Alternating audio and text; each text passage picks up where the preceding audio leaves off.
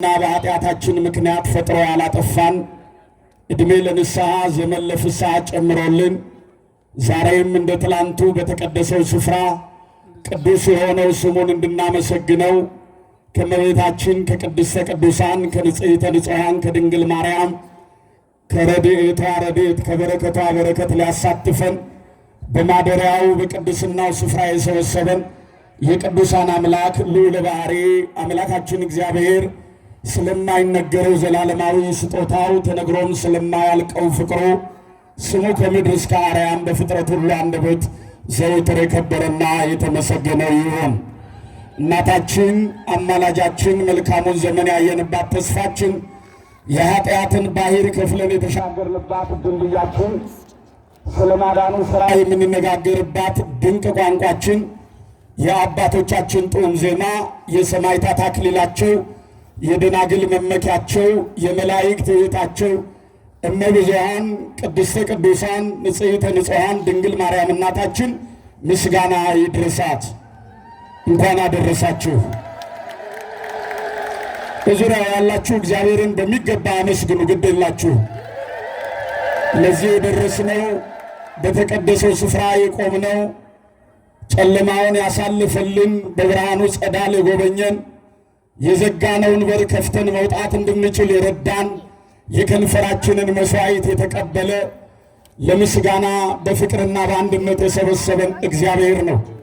በዚህ ሰዓት ብዙዎች በአልጋ ቁራኛ በደዌ ዳኛ ተይዘው በየሆስፒታሉ በየጎዳናው በልዩ ልዩ ስፍራዎች የሚማቅቁ የሚቸገሩ እግዚአብሔርን የሚጠይቁ ቀና ብለው ቀን እንዲሰጣቸው እግዚአብሔርን የሚናፍቁ ብዙ ወገኖቻችን አሉ።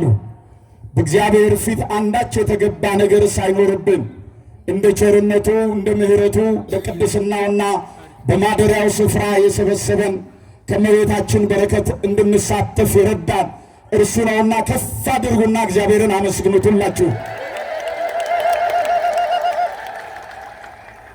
እግዚአብሔር እንደረዳን መጠን የታላቁ የሐዋርያው እንዲሁም የመናኙ የብፁዕ አባታችን የአቡነ በርናባስ ቅድስት ጸሎታቸው ከሁላችን ጋር ትሆን። በብፁዕነታቸው መልካም ፍቃድ እግዚአብሔር በረዳን መጠን ለጥቂት ደቂቃ ለመጠቆም ያህል ዛሬ የመጣንበትን በዚህ የተገኘንበትን ዋነኛውን የበዓሉን መሠረታዊ ሐሳብ ለጥቂት ደቂቃ እንነጋገራለን። እግዚአብሔር ከሁላችን ጋር ይሁን። ማን ያስተምረን? ተናገሩ ሁላችሁ። ማን ያስተምረን? ልጆቼ ሆይ ትምህርትን ስሙ፣ ጠቢባንም ሆኖ ቸል አትበሉ። ዕለት ዕለት በደጄ መግቢያ የሚተጋ የደጄን ምሕረት የሚጠብቅ የሚረግጥ እርሱ ምስጉን ነው። እኔን ያገኘ ሕይወትን ያገኛል፣ እኔን ያጣ ራሱን ይጎዳል። የሚጠሉኝ ሁሉ ሞትን ይወዳሉ ነውና የሚልን እግዚአብሔር ሲናገርን በማስተዋል እንድንሰማው ውሳጣዊ ልቡናችንን ጆሮ ይክፈትልን። ልዑል ማደሪያውን ቀደሰ። መዝሙረ ዳዊት መዝሙር 45 ቁጥር 4። እግዚአብሔር ይረዳን። ለጥቂት ደቂቃ የምንነጋገርበት የመጽሐፍ ቅዱስ ክፍል ሐሳብ የዛሬውንም በዓል በጥቂቱ የምንመለከትበት የመጽሐፍ ቅዱስ ክፍል ሐሳብ ይህ ነው። ልዑል ማደሪያውን ቀደሰ። ነቢየ እግዚአብሔር ቅዱስ ዳዊት ካመሰገነው ከዘመረው ዝማሬ መካከል አንዱ የሆነው በብዙ ምስጢር የሚፈታ እግዚአብሔር ለማደሪያው እግዚአብሔር ለቤቱ ያለውን ክብር የገለጠበትና እግዚአብሔር በማደሪያው የሚቀደስ የሚወደስ የሚሰለስ አምላክ እንደሆነ የተናገረበት ብሎም ይህ የእግዚአብሔር ማደሪያ በእግዚአብሔር ጠባቆች በእግዚአብሔር ከለላ ውስጥ እንደምትኖር ከዛም ባሻገር የሚያስፈራት የሚያውቃት ነገር እንደሌለ በተናገረበት የመጽሐፍ ቅዱስ ክፍል ሐሳብ ላይ የምናገኘው አረፍተ ነገር ነው። የእግዚአብሔር ልጆች ነቢየ እግዚአብሔር ቅዱስ ዳዊት ከሩቅ የተመለከተውን ከፊት ያየውን ከኋላ የሚመጣውን አስቀድሞ የተናገረ እንደ ልቤ የተባለ እግዚአብሔር የመረጠው እግዚአብሔር ያከበረው ነቢይ ነው። አዎ በዚህ የመጽሐፍ ቅዱስ ክፍል ሐሳብ ላይ ልዑል ማደሪያውን ቀደሰ ሲል እግዚአብሔር የሚመርጠውን ያድርበታል፣ ያከበረው ይከብራል። እግዚአብሔር የወደደው የተወደደ ይሆናል። ይህ ቃል የተነገረው ከራሱ ከዳዊት ዘር ለተገኘችው የእግዚአብሔር ማደሪያ ተብላ ለተመረጠችው ይህ ዓለም ይድንባት ዘንድ ምክንያት ለሆነችው ለእመቤታችን ለቅድስተ ቅዱሳን ለንጽሕተ ንጹሐን ለድንግል ማርያም የተነገረ ቃል ነው። ኦርቶዶክሳውያን እመቤታችንን የመረጠ ያከበራት ከፍ ከፍ ያደረጋት እርሱ ነው። ከዓለም ከቅዱሳት አንስት ለይቶ የመረጣት ማደሪያው ትሆን ዘንድ ያከበራት እርሱ ነው።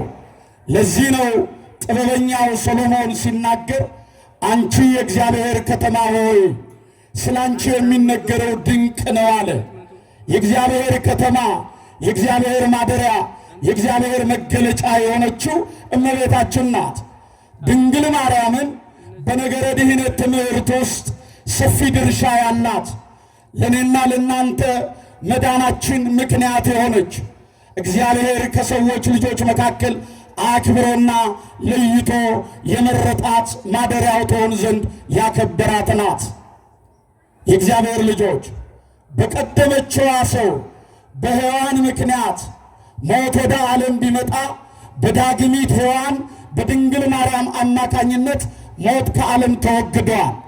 የቀደመችዋ ሰው ሔዋን ምክረ ዲያብሎስን በጆሮዋ ብትሰማ ዳግሚት ሔዋን የተባለች እመቤታችን ድንግል ማርያም ከሦስቱ አካል አንዱ አካል ከሦስቱ ቅዱስ አንዱ ቅዱስ የእግዚአብሔር አብ የባሕሪ ልጁ እግዚአብሔር ወልድ በእርሷ ያድርባት ዘንድ ሲመርጣት የመልአኩን ቃል የምሥራቹን ቃል በጆሮዋ የሰማች እግዚአብሔር ያከበራት የእግዚአብሔር መቅደስ ናት።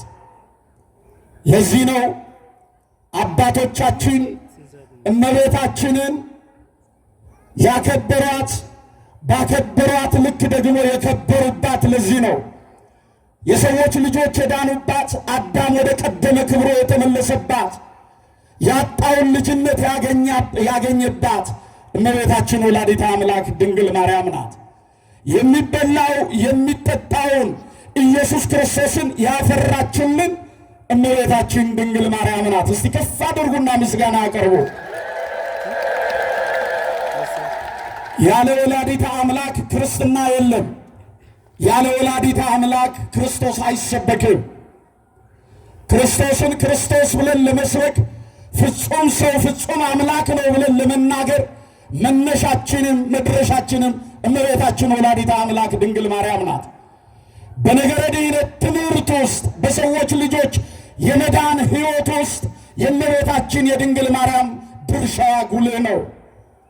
የተራብነው የጠገብነው በእመቤታችን አማካኝነት ነው። የተጠማነው ጠጥተን የረካነው በድንግል ማርያም አማካኝነት ነው። በብዙ ምስጢር ሲነገር ሰምታችኋል። አባቶቻችንም በአንድም በሌላም መልኩ ሲገልጡት አስተውላችኋል። ሙሴ ያያት፣ ነቢያት የተመለከቷት፣ ከዛ መካከል ሙሴ የመሰከረላት ምድረ ርስት ብሎ ያመሰገናት ድንግል ማርያምን ነው።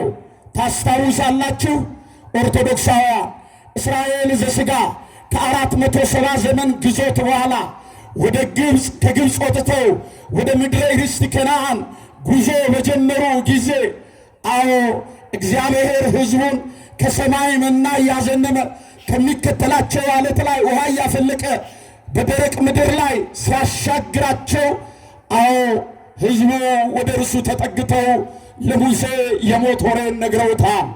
እንዲህ ሲሉ ሙሴ የእግዚአብሔርን ሕዝብ ይዘህ ወዴት ትሄዳለህ? የእግዚአብሔርን ሕዝብ ይዘህ ከግብፅ ወጥተሃል። ወዴት ልታሻግረው አስበሃል? አሁን የተመለከትካት የሰማሃት ያላየሃት የምትናገርላት ያልተመለከትካት ምድረ ርስት ከነዓን ወራሪዎች የበዙባት፣ ጦረኞች የሰለጠኑባት አስፈሪ ምድር ናት። የእግዚአብሔርን ሕዝብ ከመከራ አውጥተህ ወደ መከራ ስለምን ታገባለህ አሉ። ሙሴም ከ12ቱ ነገደ እስራኤል 12 ሰዎችን መረጠ። የእግዚአብሔር ልጆች ከ12ቱ ነገደ እስራኤል 12 ሰዎችን መረጠ። ምድረ ርስትን ሄዳችሁ አይታችሁ ሰልላችሁ ለእግዚአብሔር ሕዝብ የምትመች ሀገር እንደሆነች አረጋግጣችሁ ነው ብሎ ላካቸው ይላል። እነዚህ የተመረጡት ከ12ቱ ነገደ እስራኤል 10ሩ የሞት ወሬ ይዘው መጡ። 2ቱ ኢያሱና ካሌብ ወደ ምድረ ርስት ከነዓን ዘልቀው ባሕሩን ተሻግረው ምድረ ርስት ከነዓን ገብተው የወይን ዘለላ የስንዴ ዛላ ይዘው ተመለሱ።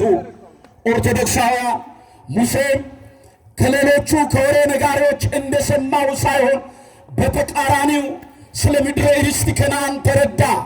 ሙሴ 10ሩ የነገሩህ የሞት ወሬ ይህ አይደለም፣ እንዲህ ናት ምድረ ርስት ከነዓን፣ የወይን ዘለላ የስንዴ ዛላ የሚበቅልባት ለአባትህ ለአብርሃም ተስፋ የተሰጠች ምድር ናት። አባት አብርሃም የተባረከባት የበዛባት የሰፋባት ምድረ ርስት ከነዓን ይህች ናት ብለው ለሙሴ የስንዴ ዛላውን የወይን ዘለላውን ሰጡት ይላል። ሙሴ ከነዚህ ከኢያሱና ከካሌብ ያንን የስንዴ ዛላ የወይን ዘለላ ተቀብሎ የስንዴ ዛላውን ቢያሸው እፍኝ ሞላ፣ የወይን ዘለላውን ቢጨምቀው ጽዋ ሞላ። ሙሴ ያችን ምድረ ርስት ከነዓን እየተመለከተ እኛ በሉ እስቲ ሁላችሁ ደህና አደራችሁ። መቼም እንደዚህ እየጮኸን አይሰማም አትሉን። ለእግዚአብሔር ቃል የምትኮሩ ከሆነ ደግሞ አንደበታችሁ አይባረክም። ግዴላችሁም ተናገሩ። እግዚአብሔር ቤት አባታችሁ ደጃፍ ነው ያላችሁት። በዚህ አንደበታችን ብዙ ስንናገር እንውል የለ እንዴ? ሰው ስንሰብር ስናደማ እንውልበት የለ እንዴ?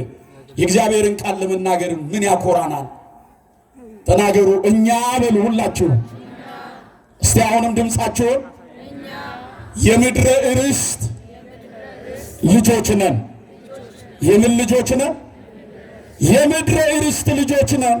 ምድረ ርስት ከነዓን የስንዴ ዛላውን የወይን ዘለላውን ያፈራች ምድረ ርስት የተባለች ሰማያዊውን ርስት የምንወርስባት የእግዚአብሔርን ፊቱን ያየንባት ስለሱ የምንነጋገርባት ቋንቋችን ከእርሱ ዘንድ ከመላእክቱ ኅብረት ዘንድ እንደመርባት ዘንድ ምክንያታችን የሆነች ምድረ ርስት የተባለች የሚበላውን የሚጠጣውን ያፈራች ወላዲተ አምላክ ሰዓሊተ ምሕረት ድንግል ማርያም ናት። ምስጋና ይድረሳት።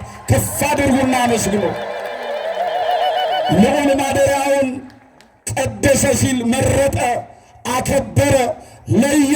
የእግዚአብሔር ልጆች የመረጣት ያከበራት የለያት እግዚአብሔር ነው። በድንግል ማርያም የጆሮ ውስጥ የዚህ ዓለም ወሬ አልገባም፣ የመልአኩ ቃል ነው። በድንግል ማርያም አንደበት ውስጥ ሌላ ነገር አታገኙም። ነፍሴ እግዚአብሔርን ታከብረዋለች፣ መንፈሴ በመድኃኒቴ በእግዚአብሔር ደስ ይላታል፣ የባሕርያይቱን መዋረድ አይቷልና። እነሆ ከዛሬ ጀምሮ ትውልድ ሁሉ ምን ይሉኛል? ብፅዕት ይሉኛል ብላ የተናገረች ድንግል ማርያም የመረጣት ያከበራት እሱ ነው። ከፍ ከፍ ያለ ይሁን። እግዚአብሔርን አመስግኑት። የእግዚአብሔር ልጆች ልዑል ማደሪያውን ቀደሰ ሲል በዛሬው ዕለት የምናከብረው ይህ ታላቅ በዓል በኬልቄዶን አውራጃ በፊልጵስዩስ ከተማ ላይ የተደረገ የእግዚአብሔር የማዳኑ ሥራ ለሕዝቡ በጎነት ያለበት ለሕዝቡ የተገለጠ በጎነትን የምናይበት ይህ ታላቅ በዓል ነው። እንደሚታወቀው የማቴዎስ ወንጌል ምዕራፍ 16 ከቁጥር 13 ጀምራችሁ ስትመለከቱ ኢየሱስም በፊልጵስዩስ በፊልጶስ ቂሳርያ ሳለ ሰዎች የሰውን ልጅ ማን እንደሆነ ይሉታል ብሎ በጠየቀበት እነ ቅዱስ ጴጥሮስ መልስ በሰጡበት በዚህ አንቀጽ ላይ የእግዚአብሔር ልጆች ቅዱስ ጴጥሮስ አንድ አብይ ቃል ተናግሯል። ይህን ብቻ እናንሳና ወደ መሠረታዊ ሐሳብ ባጭሩ እንግባ። ኦርቶዶክሳውያን ሰዎች የሰውን ልጅ ማን ይሉታል ብሎ ሲጠይቅ ኢየሱስ ክርስቶስ ኤልያስ ነህ፣ ሙሴ ነህ፣ ኤርምያስ ነህ? መጥምቁ ዮሐንስ ነህ? ከነቢያት አንዱ ነው ይለዋል አሉት። እናንተስ እኔን ማን ትሉኛላችሁ ብሎ ጠይቋቸዋል። ቅዱስ ጴጥሮስ እንዲህ ሲል መልሷል። አንተ የሕያው የእግዚአብሔር አብ የባሕሪ ልጁ እግዚአብሔር ነህ።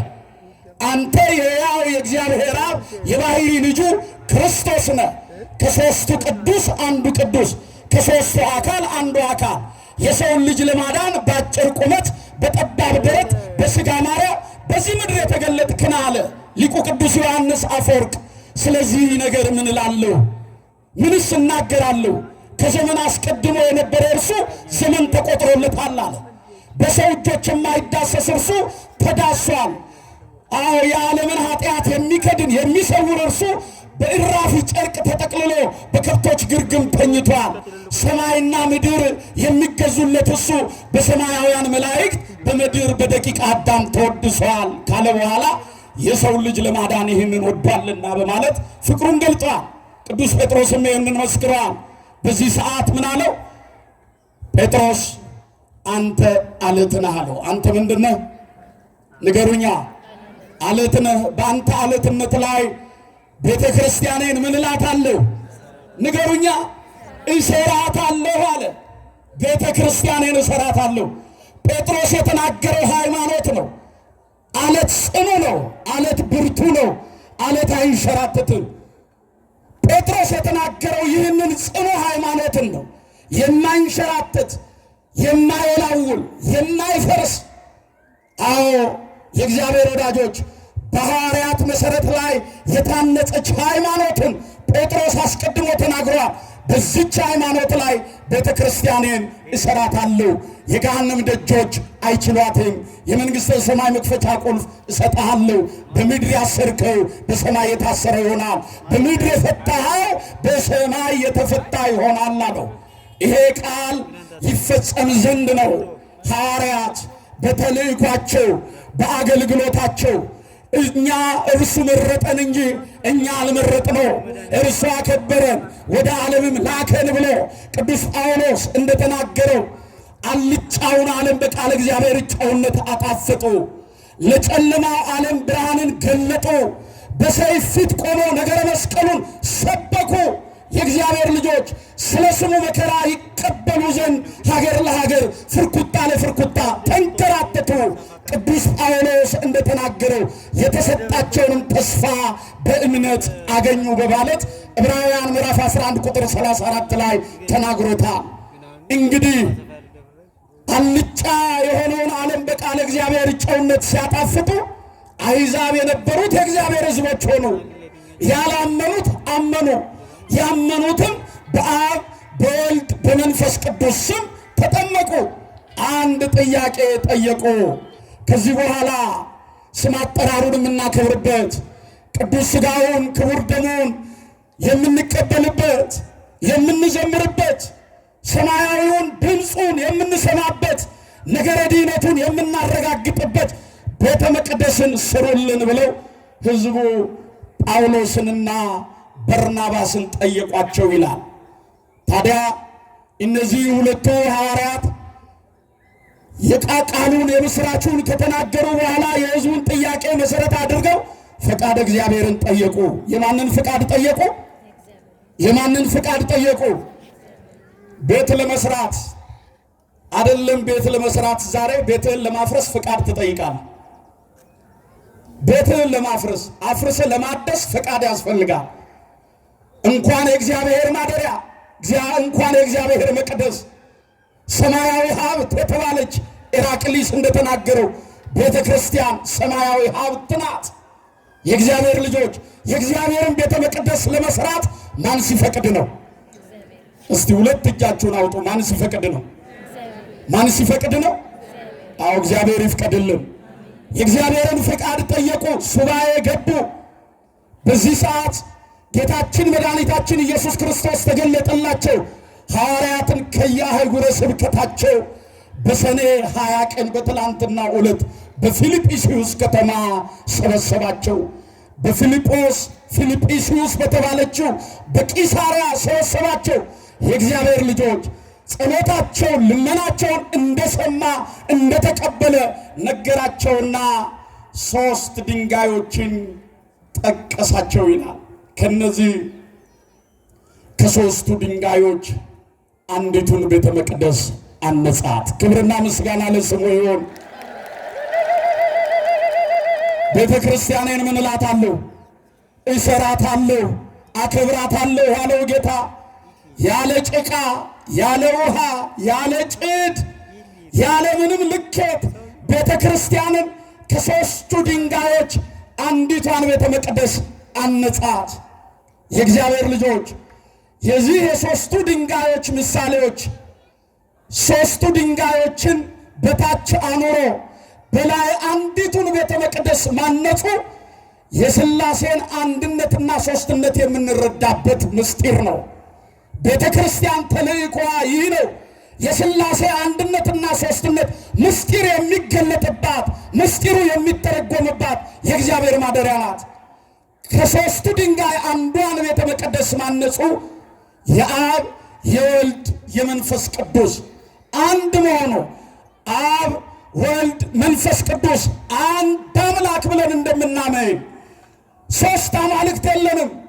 በስም በአካል በግብር 3 ሲሆኑ በአገዛዝ በስልጣን በመለኮት አንድ አምላክ ብለን የምናምነው ሥላሴ ከ3ቱ ድንጋዮች አንዱን መቅደስ አነጸ። የአንድነት የሦስትነት ምስጢር ነው። አንሄድም ወደዛ ብዙ የእግዚአብሔር ልጆች። ሌላው ምስጢር ከ3ቱ ድንጋዮች አንዲቷን ቤተ መቅደስ ማነጹ በዓለመ መላእክት ያለች መሆኑን ለማስረዳት ነው። በሰማያት ያሉ በዓለመ መላእክት ያሉ ከተሞችን እንመልከታቸው። በአንዱ ሰማይ ስር 3 ዓለመ መላእክት አሉ። ኢዮር፣ ራማ፣ ኤረር። እነዚህ 3ቱ ዓለመ መላእክት የመላእክት ከተማ ተብለው ይጠራሉ። ይህ ስርዓት በምድር የተሰራው ስርዓት በሰማይ ያለው ስርዓት በምድር የጸና ነው። ቤተ ክርስቲያን ምድራዊት ስትሆን ሰማያዊ ስትሆን ዘላለማዊት ናትና ክብርና ምስጋና ለስሙ ይሁን። እግዚአብሔርን አመስግኑት። አንድም የእግዚአብሔር ልጆች ከ3ቱ ድንጋዮች ማነጹ የቀደመው ሰው አንደኛው የታቦተ አዳም፣ ሁለተኛው የታቦተ ሙሴ፣ 3ኛው የታቦተ ኢየሱስ ምሳሌ ነው። ከነዚህ ከ3ቱ ድንጋዮች አንዲቷን ቤተ መቅደስ አነጻ። እችን ቤተ መቅደስን አከበራት። በዛሬው ቀን የምናከብረው ይህ በዓል ቅዳሴ ቤቱ የተከበረበት ነው። በሐዋርያት ዘመን ጌታችን መድኃኒታችን ኢየሱስ ክርስቶስ ባረገ በ19ኛው እመቤታችን ባረገች በ4ኛው ዓመት ልብ በሉ፣ በሐዋርያት ዘመን በፊልጵስዩስ ከተማ ለመጀመሪያ ጊዜ በሐዋርያት ዘመን የታነጸችው የእግዚአብሔር መቅደስ በእመቤታችን ስም የተሰራችው ቤተ ክርስቲያን ዛሬ ቅዳሴ ቤቷን የምናከብርበት ታላቅ ዕለት ነው። እንኳን ደስ አላችሁ፣ እንኳን አደረሳችሁ።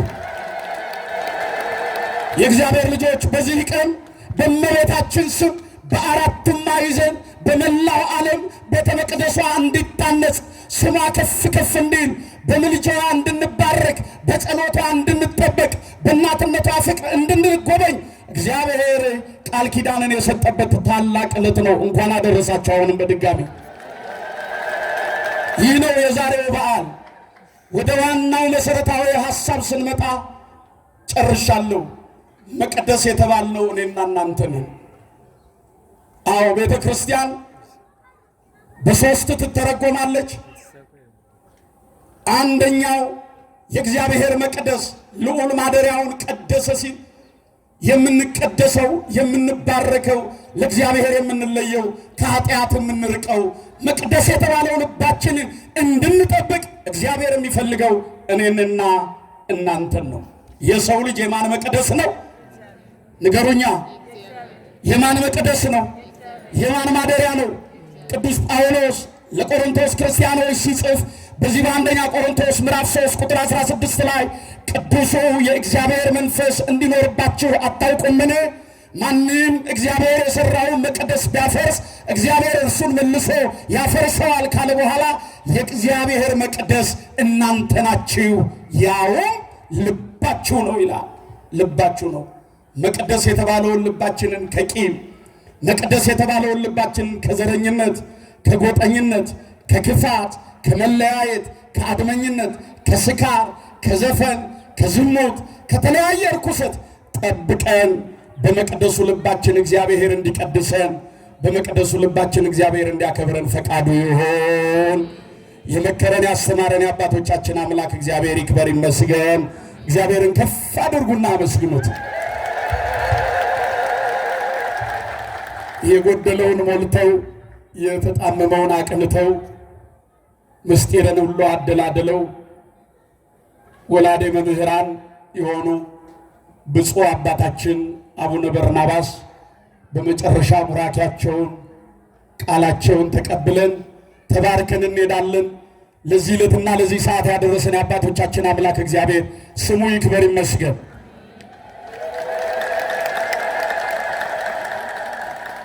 እንደምን